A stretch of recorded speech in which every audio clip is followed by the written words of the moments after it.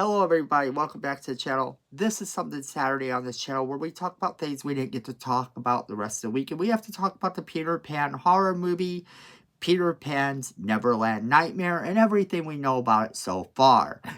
So let's jump right into it.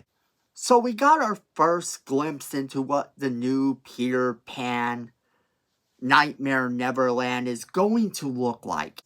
The director reposted user Killer Chainsaw 9's Twitter post about the first days of filming.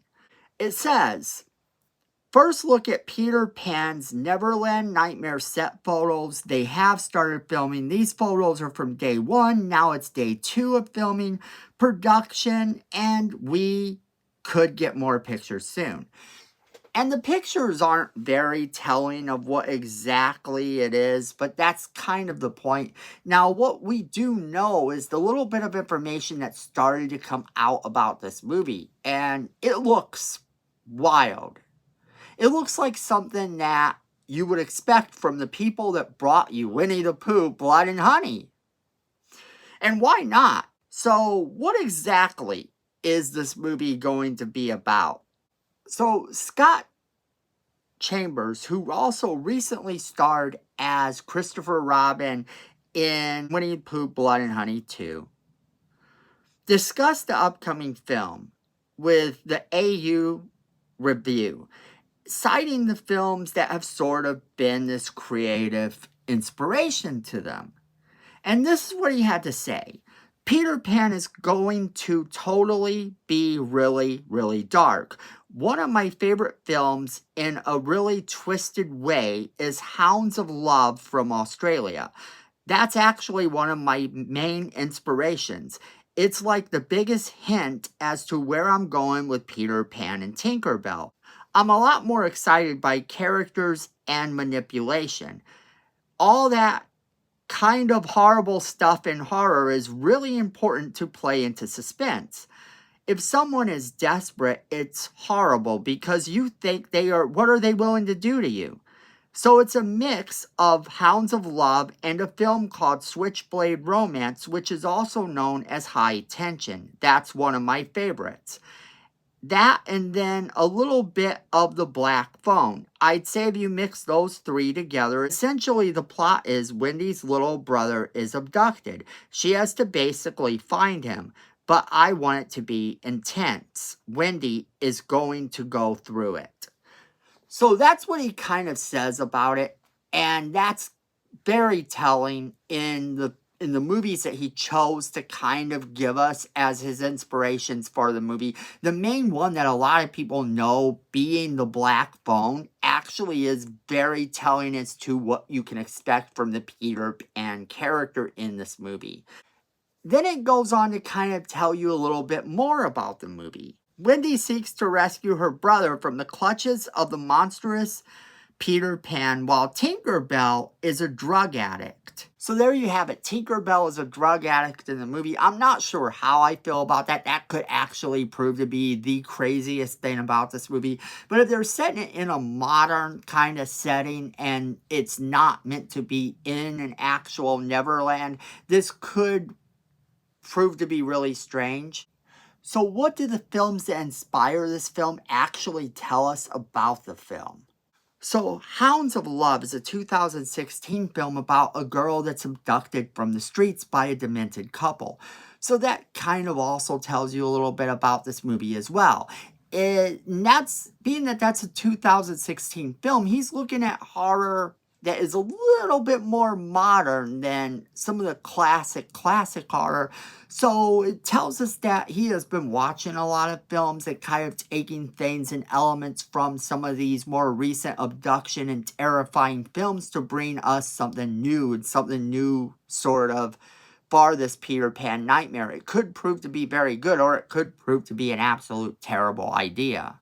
Now, Switchblade Romance is known in America as High Tension, and if you have not seen this film, I cannot recommend this film enough. Now, I can't tell you much about this film, and I don't want people to really be talking about the twists and turns that this film has to offer, but if he does something like this within the movie and can make that twist and turn look really cool and demented, then that's going to be something really awesome too. High Tension is one of those movies that you have to see to believe.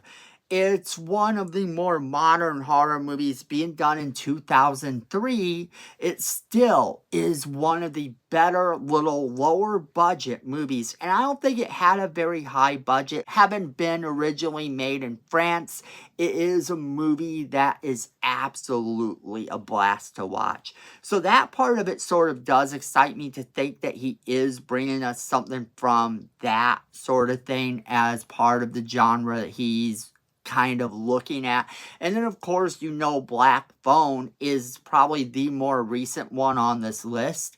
Black Phone is one of those movies that it sort of builds up the tension, and it's based on a book, on a short story from a book by Stephen King's son. So it's kind of one of those things too, where if you haven't seen that movie, I would recommend you watch it. I would actually recommend you read the short story by Joe Hill, who is in fact Stephen King's son, and it is an excellent little short story as well.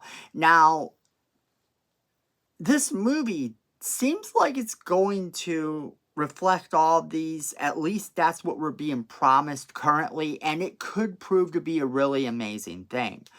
However, I don't know that I like the idea of Tinkerbell being a drug addict. Tinkerbell is one of my all-time favorite characters in the Peter Pan universe, and to kind of see her done that way worries me just a little bit more than it probably should, because we have never actually gotten an accurate depiction of Tinkerbell in any live-action medium ever. And it would be fun to actually see that happen, to see a version of Tinkerbell that is sort of accurate. But this one, with the idea of her being a drug addict, we already kind of know that that's going to be all sorts of weird.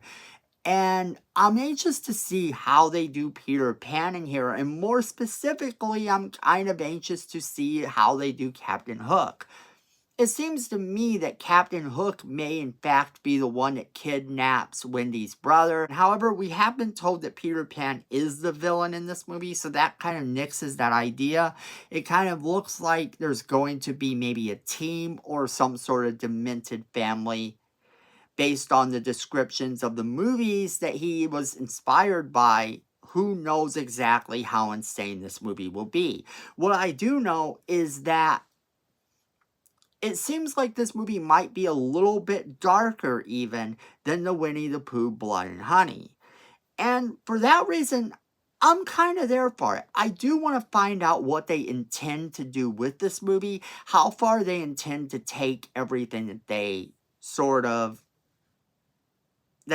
come up with. Because now the picture of the overall Winnie the Pooh universe starts to kind of make a little more sense. That little picture of the girl with the needle could in fact be Tinkerbell. So that's where I'm going to leave it off to you guys. What do you think about this movie? Do you like any of the movies that helped to inspire this movie? Do you think that they are going to prove to be a good thing for this movie or a bad thing for this movie? How do you think Captain Hook and some of the other characters are going to play into Wendy's quest to find her brother? As always, we want to know what you guys think. Make sure you leave us that comment in the comment box below, letting us know what you think.